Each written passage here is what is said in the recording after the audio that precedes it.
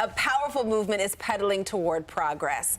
Black Leaders Detroit is kicking off its annual Ride for Equity, a cycling journey that raises awareness and support for equitable funding for Black-owned businesses and organizations. Here to tell us more about the mission and the miles and the movement is Dwan Dandridge, my homie, the CEO he just snuck out. I'm so proud of this dude, the CEO of Black Leaders Detroit. Thank you for being with us. What is the mission behind the Ride for Equity, and how did it get started, brother? Thank you for having me. It's our pleasure. Yes. So the mission behind it is really supporting the work that we do every day, right? And we provide access to capital for Black entrepreneurs in the city of Detroit. So the ride was basically us trying to raise awareness, but also it is a fundraiser at the same time. Okay, now this year's event leads into the Ride to Remember.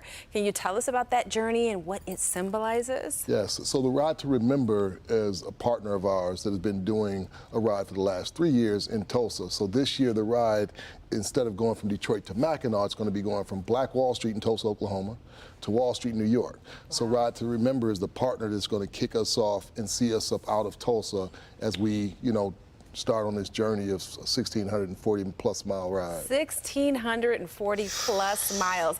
Now, Jason, as a person who is well seasoned in the bike world, give us some insight into what that really takes out of you as a person, mentally and physically. First of all, I've never, 1,648, that's half of what I've done in a year, okay? And he's doing that in a trip.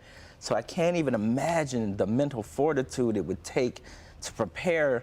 We were talking when I like to see the end of the ride or know where the end of the ride is. But 1,600 miles, you're just looking straight ahead. Yeah. How? Yeah. I mean, a big part of it is kind of what's going to happen Saturday, right? Like, we depend heavily on people giving us shout outs, people signing up to join us for a different leg of the journey, but people that will come out and just spend some time riding with us a short distance. People that come up and say something encouraging to me, I take snapshots of that.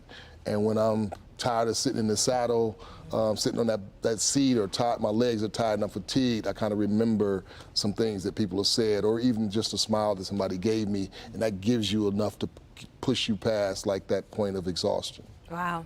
And incredible. And the unknown. That's the other thing. For I sure, mean, that's when you take off into America, we think we know America. But tell me about America that you've experienced. Yeah, so it's interesting, right? It's like during the first year, I was training for the ride and riding parts of Michigan, rural parts of Michigan that I was not familiar with. And there was a moment when I was riding and I was like thinking to myself, maybe I should be armed when riding through this part, because I was seeing campaign signs and coming behind a very divisive election cycle in 2021, right?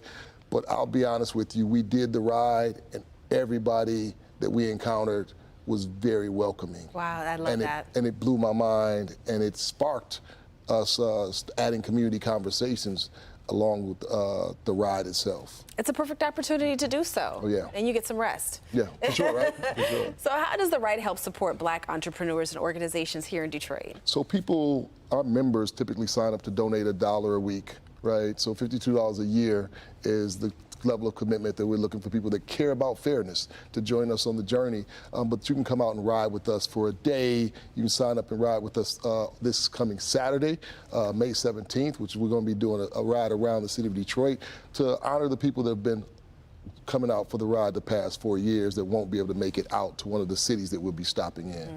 But that's pretty much it, coming out to join us by making a donation or coming to join us by riding. All right. You riding, Jason? It's early, but the kid will be there. I'm getting up early for this one. So what do you hope people will take away from participating or witnessing this powerful initiative? I hope that people will take away from this the benefit of coming together for a cause, right? I think that we're in some very divisive times, and people are retreating to their corners and finding a group that says we disagree with that group. We look for people that believe in fairness, and what we're able to experience collectively is, hey, we don't have to wait on somebody else to do something. We can do it ourselves, and ourselves it being any and everybody that just believes in doing what's right. Yeah, just even having the conversation is important to understand where people are coming from is huge. So listen, how can people get more information? Go to rideforequity.org. That'll give you the times, the dates, that'll let you know when we're going to be riding, which is May 31st through the 4th of July. But for this weekend, you want to go and sign up right now and register and see us on Saturday right at the train station. All right, this is very exciting.